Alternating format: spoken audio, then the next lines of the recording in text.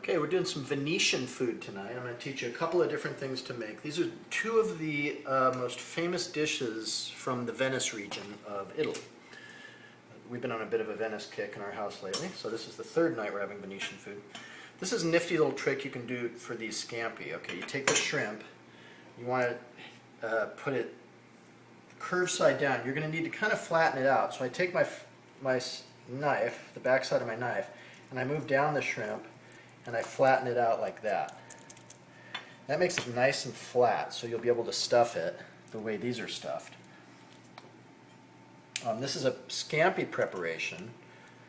In Italy, scampi refers to a small lobster-like crustacean, which is kind of hard to get here. So typically here, when you see scampi, it's shrimp that they're using.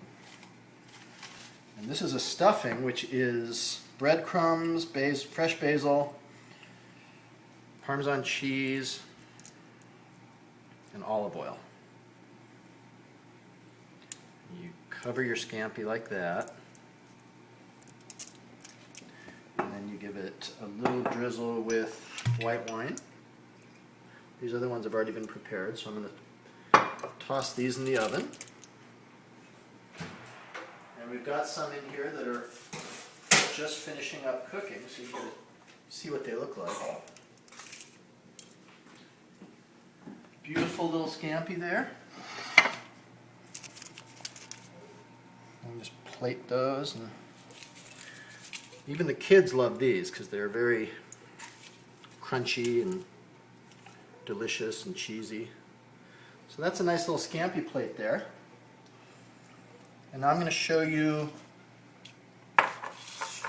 one of Venice's other most famous dishes. This is a dish that was invented in Venice at Harry's Bar. And this is carpaccio. Now, you'll need to get over your fear of raw beef for this dish.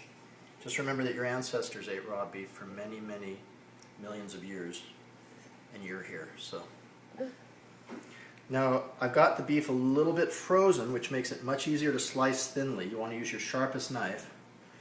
You slice it super thin. You want the best cut of meat, lean meat you can find.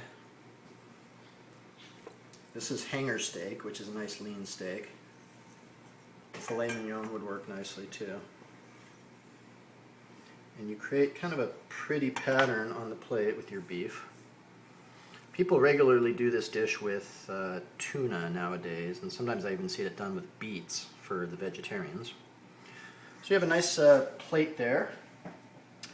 This is a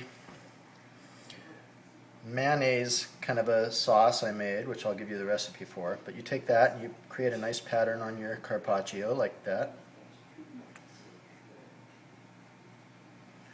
And then I'm going to sprinkle some capers over the top of it.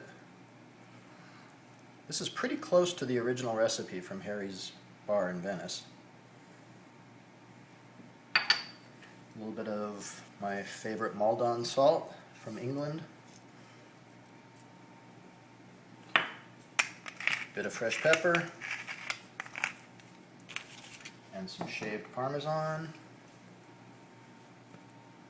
Voila, carpaccio.